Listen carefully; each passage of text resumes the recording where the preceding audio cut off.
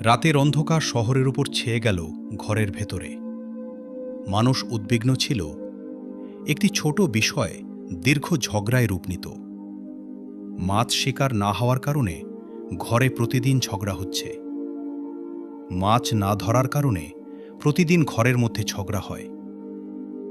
ঠিক তখনই একটি নীরবতার মধ্যে শয়তান তাদের হৃদয়ে আঘাত হানল।